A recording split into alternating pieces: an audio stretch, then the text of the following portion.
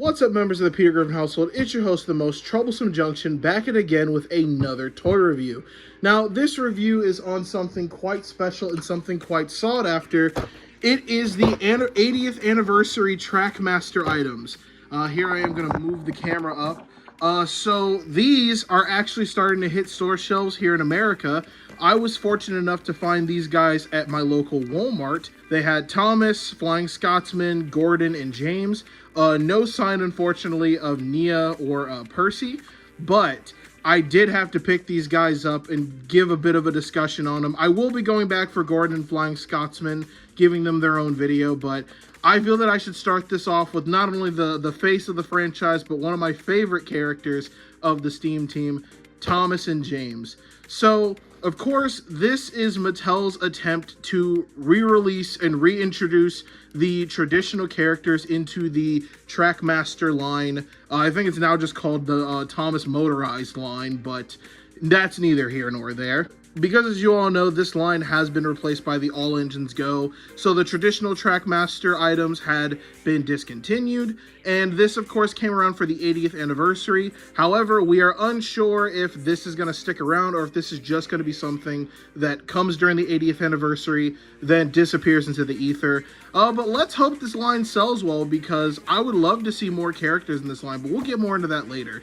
I think first and foremost, let's look at the packaging here. So, back of the packaging on this, there's nothing special or anything to declare here, but I do know that on the single card packages, it does give a designated checklist.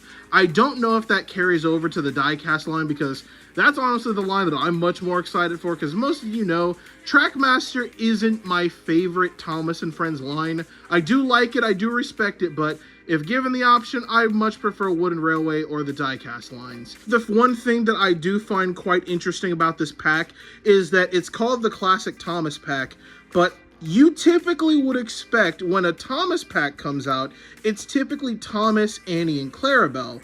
But this time around, they opted into Thomas and 2 sets of CGI Troublesome Trucks. I much prefer this, because not only are the CGI Troublesome Trucks so much harder to find because they were released towards the tail end of the Trackmaster 2 lineup, I really think Troublesome Trucks are so scarce in terms of Thomas and Friends merchandise. Like, yeah, you can find them, but you don't really see them coming in the 2-packs and such anymore. And a lot of playsets don't like giving you Troublesome Trucks. So, I will say right off the bat, if you want to get something from this line, buy several of these packs.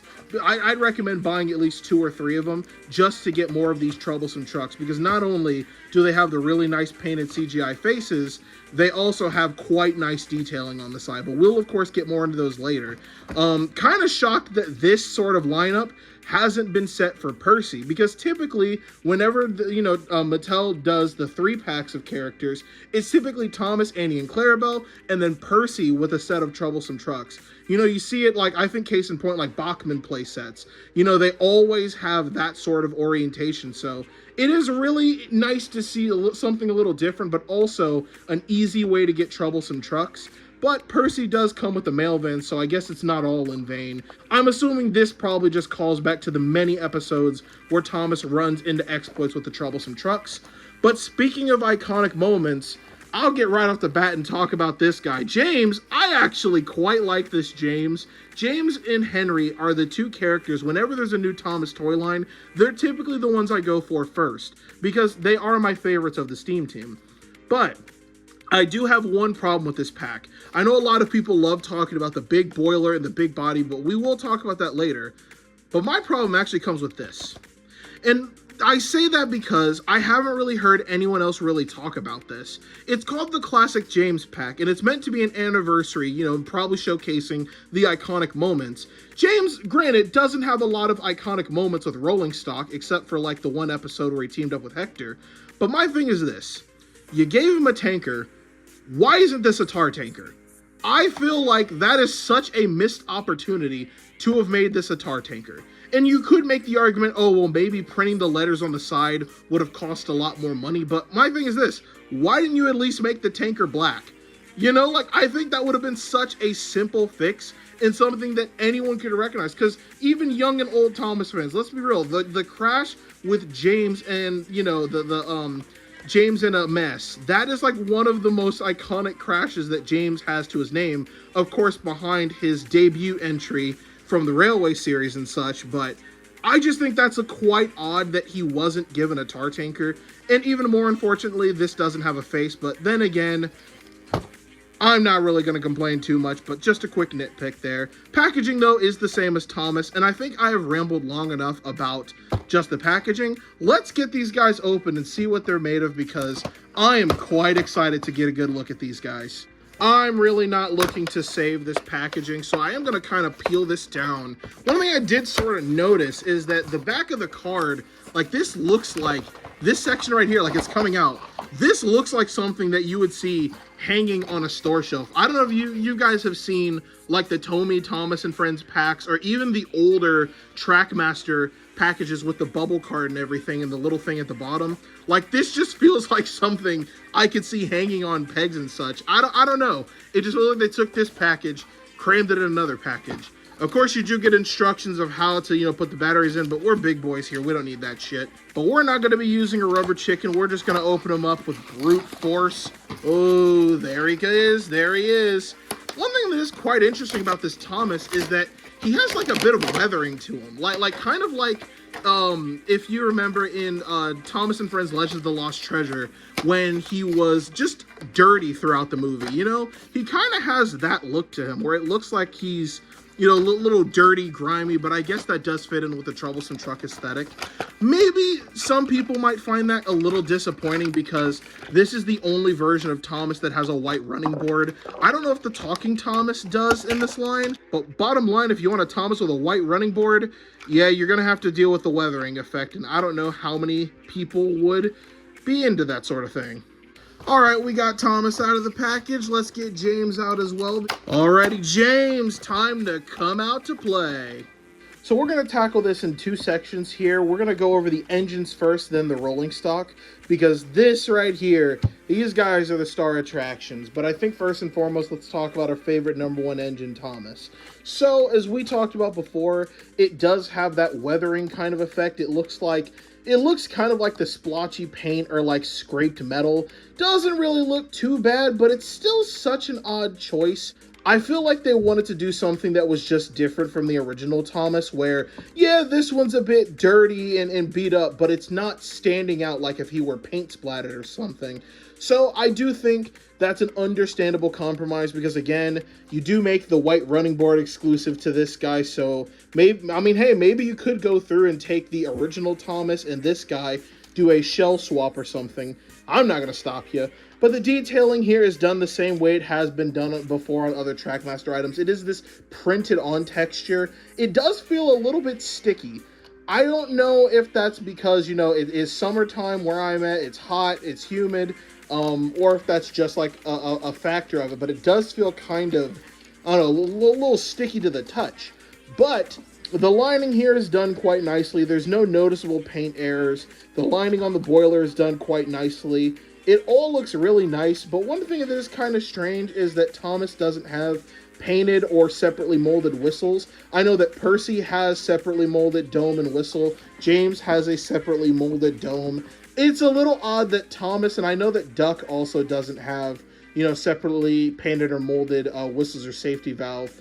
Little strange, but I can somewhat understand it to an extent. On the back here, we do have a nice molded lamp. It's not painted, but it's still nice that it's there. Maybe it's a little bit too small, and it would have been maybe nice to also see the red rectangle that's on the back of Thomas. Other side is just the same. It's the old riveted Thomas that we're so used to. And of course, coming to the front, the running board does look really nice. It's just this front section that's painted, so like as you can see down here, there's no white that's underneath this plastic, but I think that's completely understandable because you're not really going to see anything else. But Nice to also have a separately molded lamp here because sometimes that little detail is missing, and it really does just kind of go a long way with making the front seem a little more busy.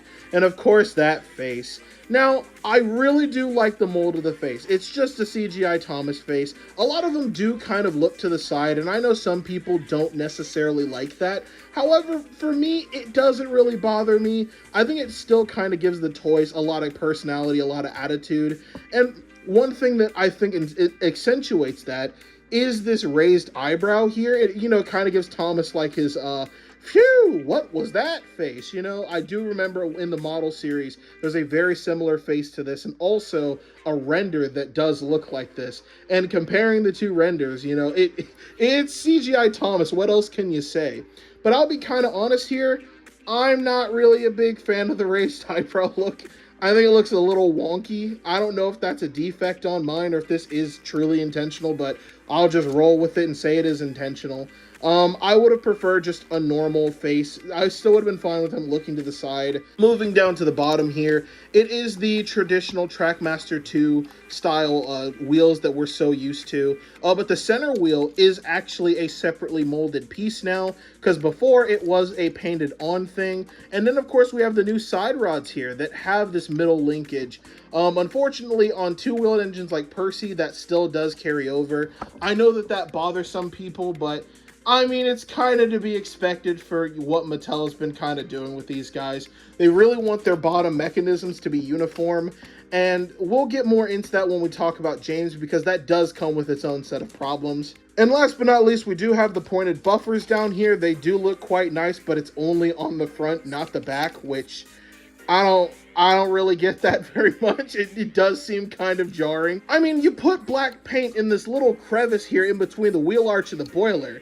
You couldn't have spared some of that to put it on the buffers? Like, that just doesn't make sense. What are we talking about? There's also a noticeable printed in shine that's in the windows, which, I don't know, that does look quite nice. It fits the somewhat cartoony aesthetic these are trying to go for, really reminiscent of the discontinued Thomas Wynn Railway. I'm so disappointed by that. Like, we are in a timeline without that stuff, and we didn't even get Diesel 10!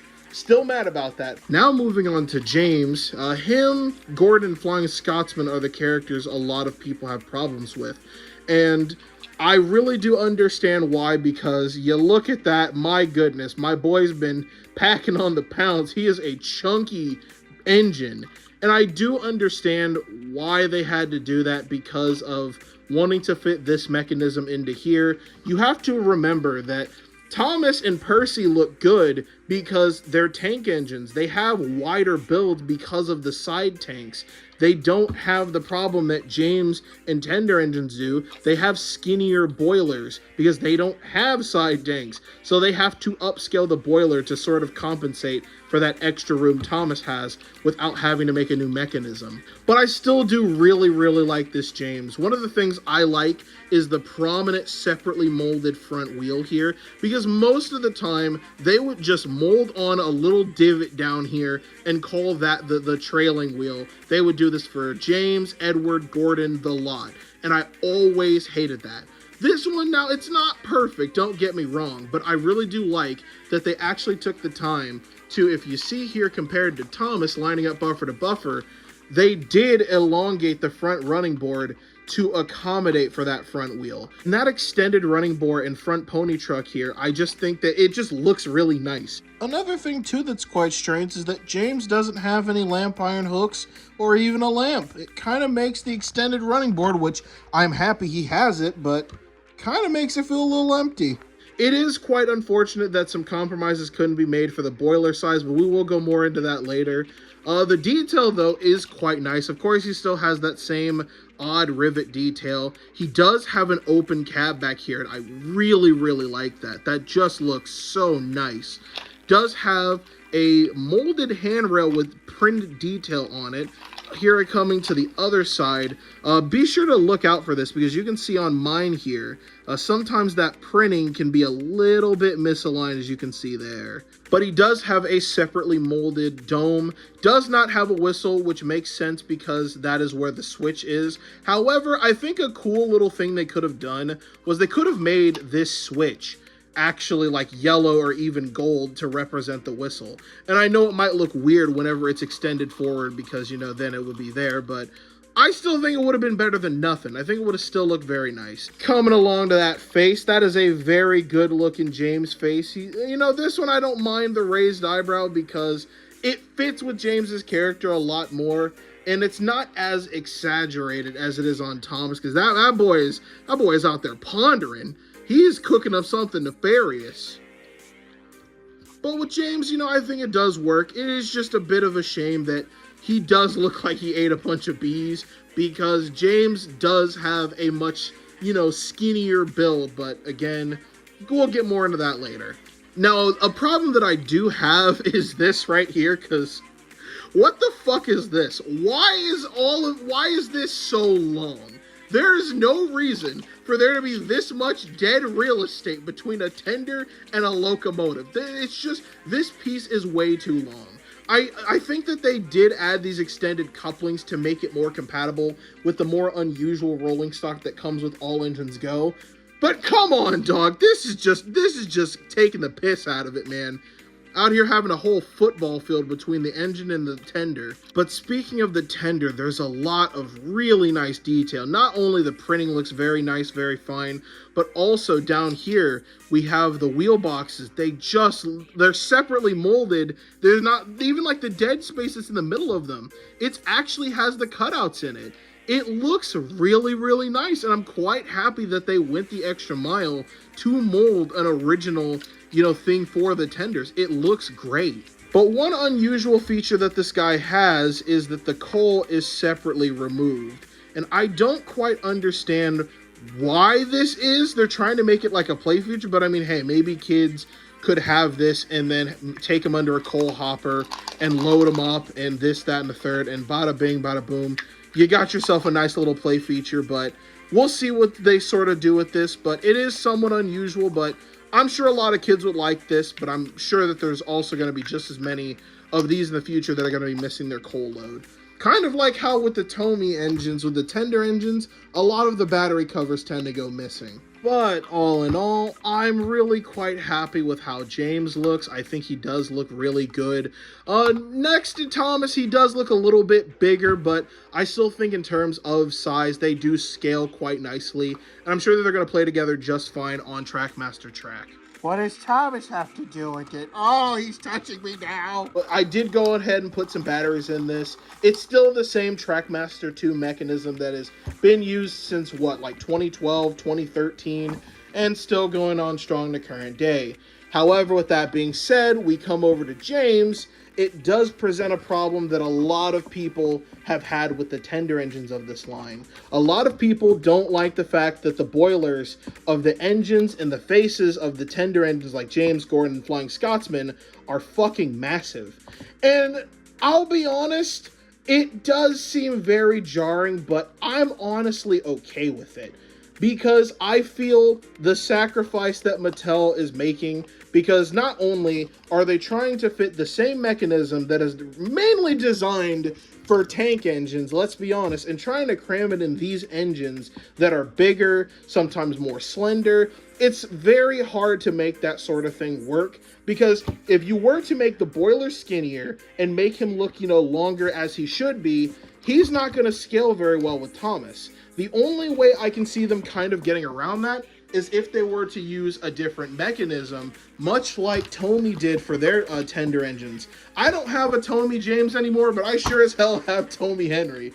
I love Tomy Henry. He is one of my favorite Tomy engines. And case in point, you know, he doesn't use the same mechanism that Tomy Thomas does.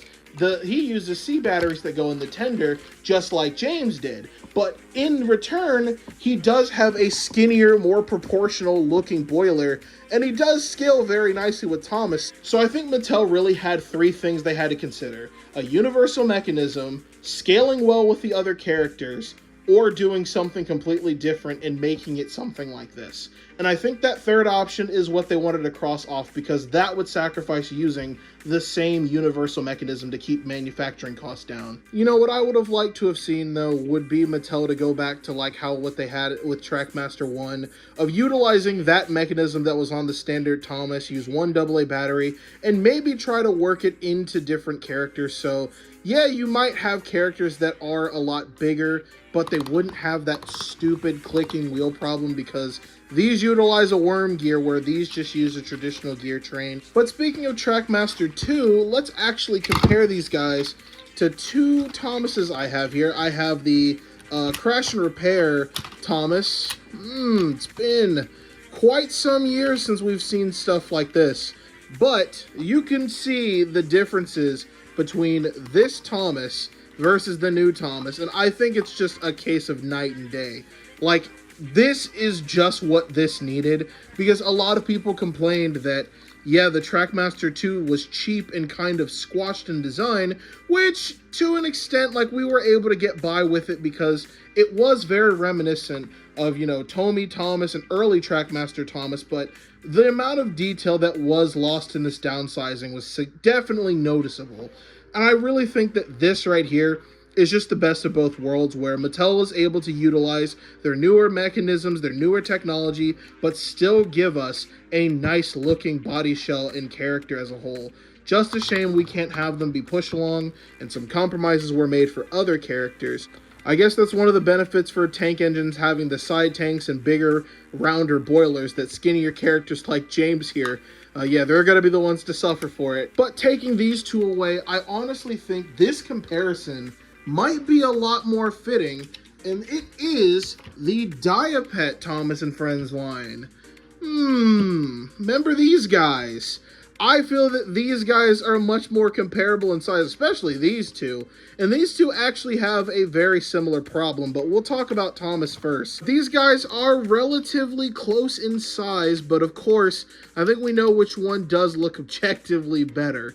But then again, this one's trying to fit in that weird specific mechanism. If you line them up buffer to buffer back here, you do see, once again, they are still very comparable. And I would have really liked to have seen Mattel do something like this for the anniversary. You guys know, like Jada Toys. Maybe they could have given the license over to Jada Toys to make, you know, die-cast, highly detailed Thomas characters, because that would have been so awesome to see, and I think that they would have been the perfect ones to do it. Really big fan of how they did the DeLorean for Back to the Future, and also Optimus Prime for Transformers. On to James, and here's the problem I wanted to point out.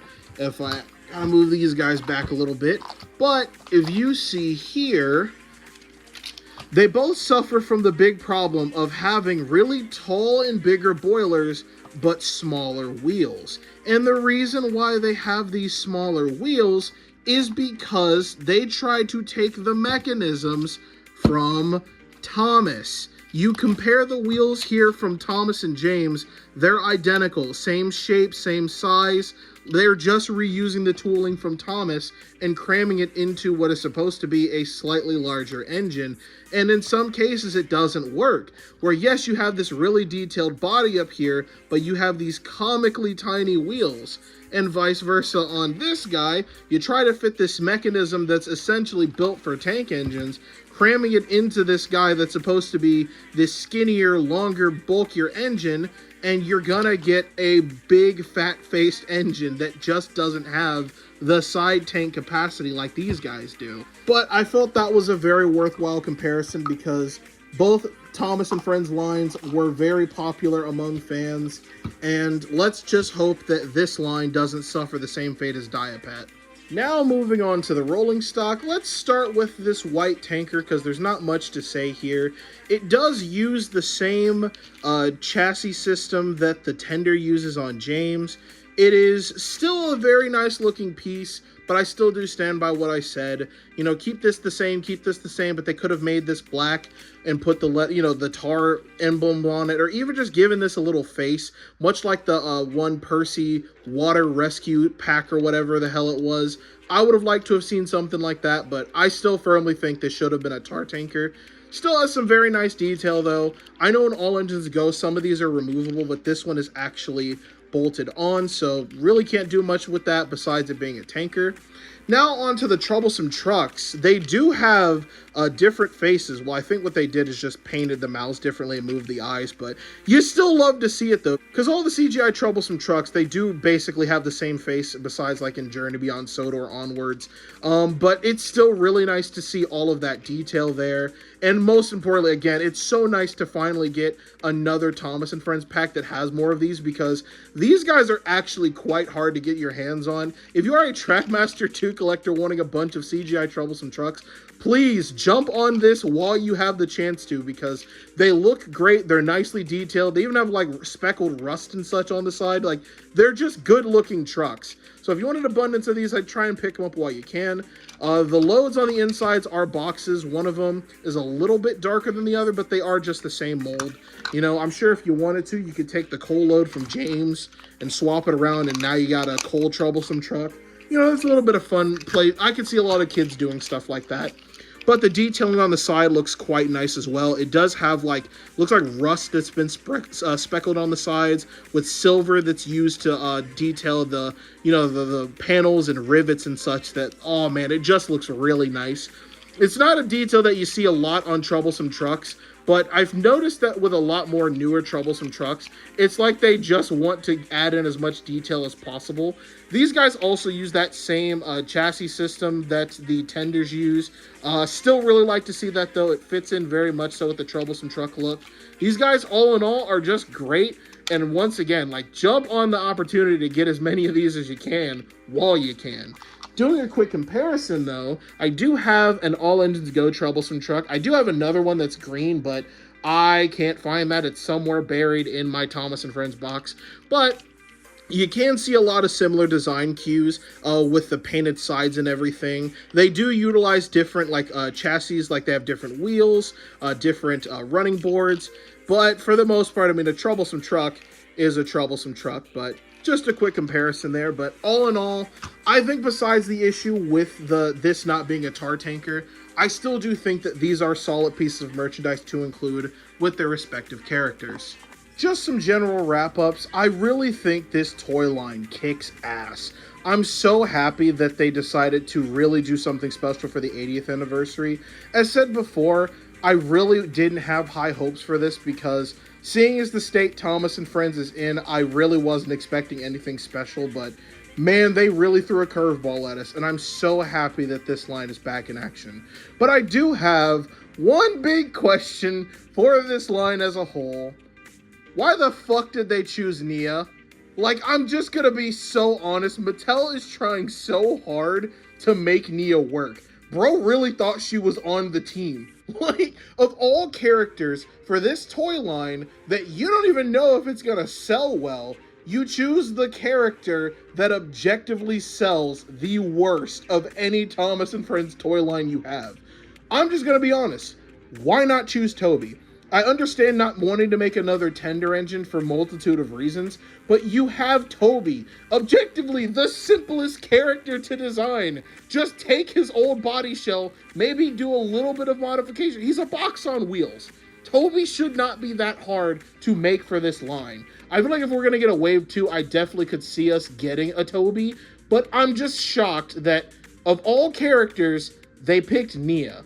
Like, it's really just like, fuck Nia. All my homies hate Nia. And then, of course, you have a character like Duck. I think Duck is totally fine because not only is he a classic Thomas and Friends character, he's objectively one of the most popular Thomas and Friends characters. So, like, I think Mattel really knew what they were doing. I feel like if they were to do Duck and Oliver, oh man, they would have made fucking bank. Let me tell you something. But I can understand why a character like Oliver wasn't chosen, but Duck was. I just think it's so odd for this legacy toy line. They're so adamant on shilling Nia. Like, guys, what are you talking about? She's been there since the Railway series. Everyone loves Nia. But anyways, I've talked enough about these guys. Let's actually get them on a playset and see what these guys are able to do. So if you've seen the channel before, you probably recognize this playset. This is the Paint Delivery All Engines Go playset because this is about the only Trackmaster 2 merchandise that I still have. I might go back and buy one of those track packs just so I can get more of this track. I sold all of my old Trackmaster and Trackmaster 2 track and accessories. Probably like, it's been over 5 years at this point, but I still think this track layout will give us a good example of what it's capable of, being compatible with the switches, going over a bit of Piece of Jeopardy track, and also going up a bit of an incline. I mean, I think we know it can work on it because it utilizes the same stuff as the All Engines Go, Thomas. And, oh, but we don't have a tunnel here. Well, it is shorter than the All Engines Go, Thomas, so, I mean, I don't think it'd have any fucking problem going through a tunnel if this guy doesn't. Anyway, let's send our boy Thomas off on an adventure.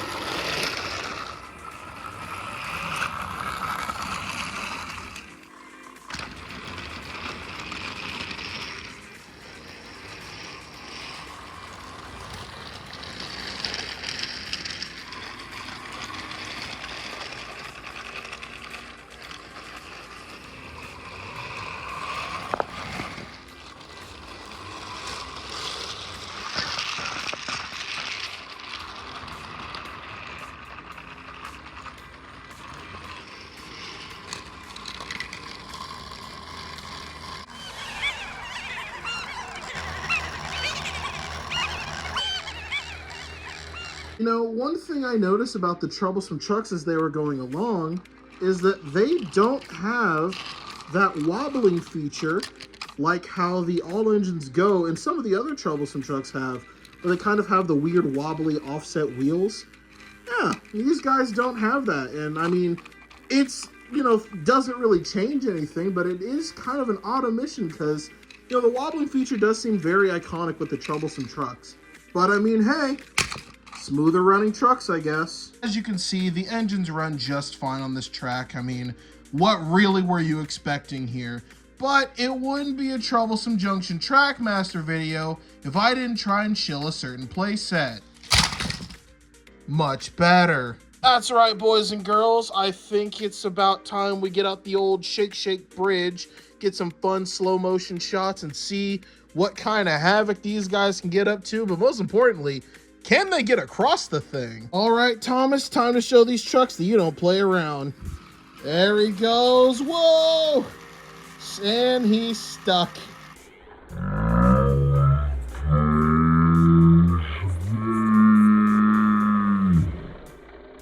Let's try that one again. Let's see him go. You can do it, Thomas. Come on.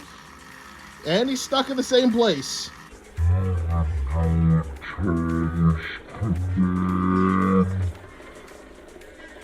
All right, Thomas, you got the 3 strikes, you're out. We'll give you one more shot. All right, here he goes, and I think you had that coming, buddy.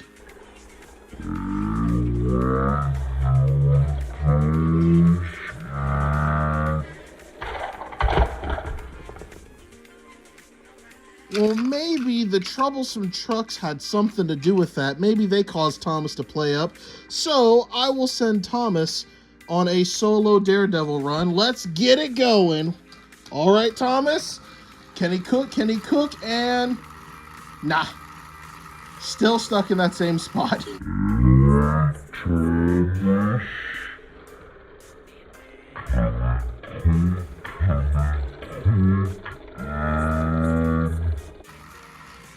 Oh! He got his second wind, I guess. Well, I guess the haters were right, Thomas. Misty Island Rescue was really your worst adventure yet. Woo! James! There. Oh, he got stuck. Woo woo! Here goes James. Oh, face first.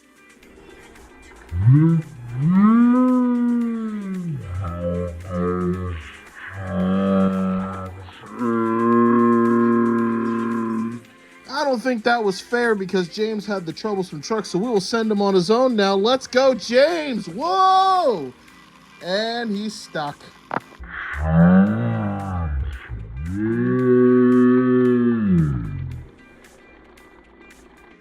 In conclusion, I really like what I see here, and these guys just made me so happy. They absolutely threw me back to a time where I was excited to go into the toy store and look for Thomas and Friends merchandise. It really feels like such a long time ago, and it's only been about 10 years. I really do hope that Thomas and Friends can get back on track and we can see those big, splendid toy aisles filled with our favorite blue tank engine. But if you were to ask me, I think this is a step in the right direction. And if this were to be just a one-off thing to come and go, it'd be disappointing, but I'm still very happy it happened. So that's all I gotta say for this video. Thank you all so much for watching, and I'll see you guys on the flip side. Spins ass! Spins ass! Yes! Spins yes!